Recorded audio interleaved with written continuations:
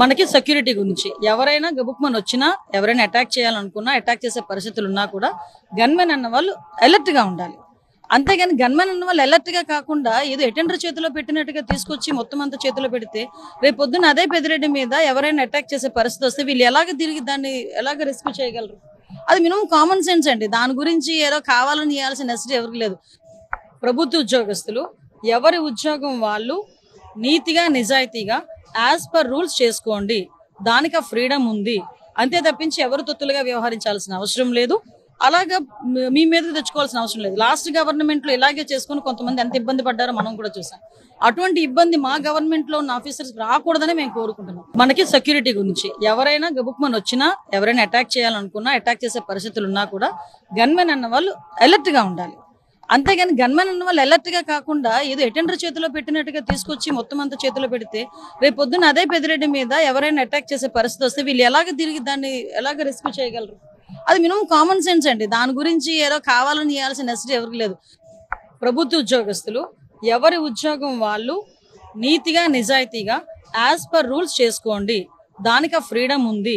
అంతే తప్పించి ఎవరు తొత్తులుగా వ్యవహరించాల్సిన అవసరం లేదు, అలాగా మీ మీద తెచ్చుకోవాల్సిన అవసరం లేదు. లాస్ట్ గవర్నమెంట్ లో ఇలాగే చేసుకుని కొంతమంది ఎంత ఇబ్బంది పడ్డారో మనం కూడా చూసాం. అటువంటి ఇబ్బంది మా గవర్నమెంట్ లో ఉన్న ఆఫీసర్స్ రాకూడదని మేము కోరుకుంటున్నాం. వైఎస్ఆర్ కాంగ్రెస్ పార్టీ అధికారంలో ఉన్నప్పుడు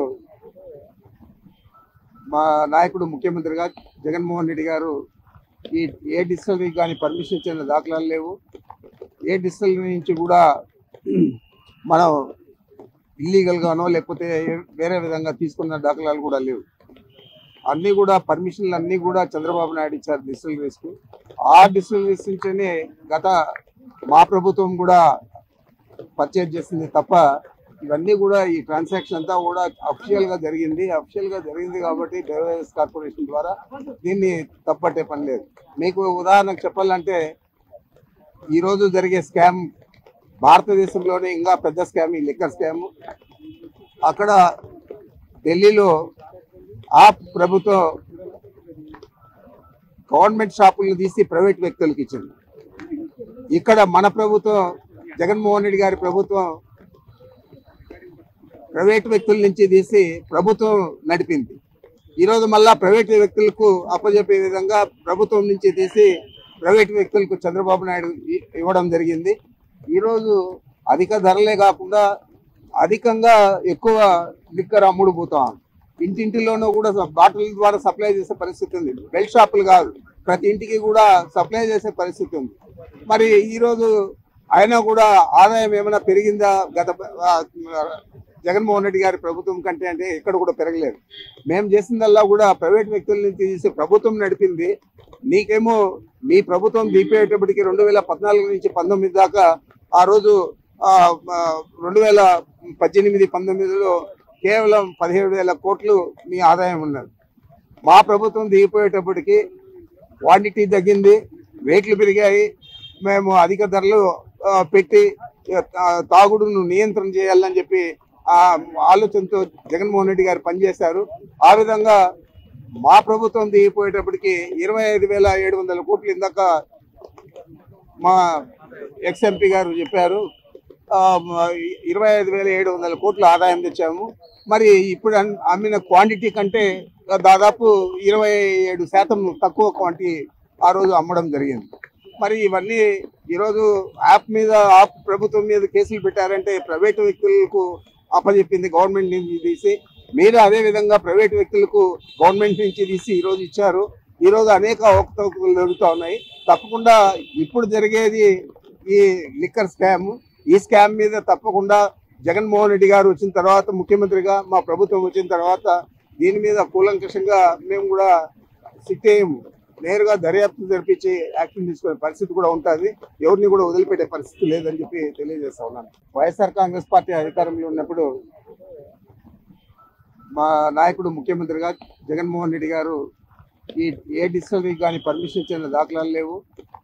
ఏ డిస్టిలరీ నుంచి కూడా మనం ఇల్లీగల్గానో లేకపోతే వేరే విధంగా తీసుకున్న దాఖలాలు కూడా లేవు. అన్నీ కూడా పర్మిషన్లు అన్నీ కూడా చంద్రబాబు నాయుడు ఇచ్చారు డిస్టిలరీస్కు. ఆ డిస్టిలరీస్ నుంచే గత మా ప్రభుత్వం కూడా పర్చేజ్ చేసింది తప్ప ఇవన్నీ కూడా ఈ ట్రాన్సాక్షన్ అంతా కూడా అఫీషియల్ గా జరిగింది కాబట్టి బెవరేజెస్ కార్పొరేషన్ ద్వారా దీన్ని తప్పట్టే పని లేదు. మీకు ఉదాహరణకు చెప్పాలంటే ఈ రోజు జరిగే స్కామ్ భారతదేశంలోనే ఇంకా పెద్ద స్కామ్ ఈ లిక్కర్ స్కామ్. అక్కడ ఢిల్లీలో ఆ ప్రభుత్వం గవర్నమెంట్ షాపులను తీసి ప్రైవేట్ వ్యక్తులకు ఇచ్చింది. ఇక్కడ మన ప్రభుత్వం జగన్మోహన్ రెడ్డి గారి ప్రభుత్వం ప్రైవేట్ వ్యక్తుల నుంచి తీసి ప్రభుత్వం నడిపింది. ఈరోజు మళ్ళా ప్రైవేట్ వ్యక్తులకు అప్పచెప్పే విధంగా ప్రభుత్వం నుంచి తీసి ప్రైవేట్ వ్యక్తులకు చంద్రబాబు నాయుడు ఇవ్వడం జరిగింది. ఈరోజు అధిక ధరలే కాకుండా అధికంగా ఎక్కువ లిక్కర్ అమ్ముడు పోతాం. ఇంటింటిలోనూ కూడా బాటిల్ ద్వారా సప్లై చేసే పరిస్థితి ఉంది. బెల్ట్ షాపులు కాదు, ప్రతి ఇంటికి కూడా సప్లై చేసే పరిస్థితి ఉంది. మరి ఈరోజు అయినా కూడా ఆదాయం ఏమైనా పెరిగిందా గత జగన్మోహన్ రెడ్డి గారి ప్రభుత్వం కంటే అంటే ఎక్కడ కూడా పెరగలేదు. మేము చేసిందల్లా కూడా ప్రైవేట్ వ్యక్తుల నుంచి తీసి ప్రభుత్వం నడిపింది. నీకేమో మీ ప్రభుత్వం దీపేటప్పటికి 2014 నుంచి 19 దాకా ఆ రోజు 2018-19లో కేవలం 17,000 కోట్లు మీ ఆదాయం ఉన్నది. మా ప్రభుత్వం దిగిపోయేటప్పటికి క్వాంటిటీ తగ్గింది, రేట్లు పెరిగాయి. మేము అధిక ధరలు పెట్టి తాగుడును నియంత్రణ చేయాలని చెప్పి ఆ ఆలోచనతో జగన్మోహన్ రెడ్డి గారు పనిచేశారు.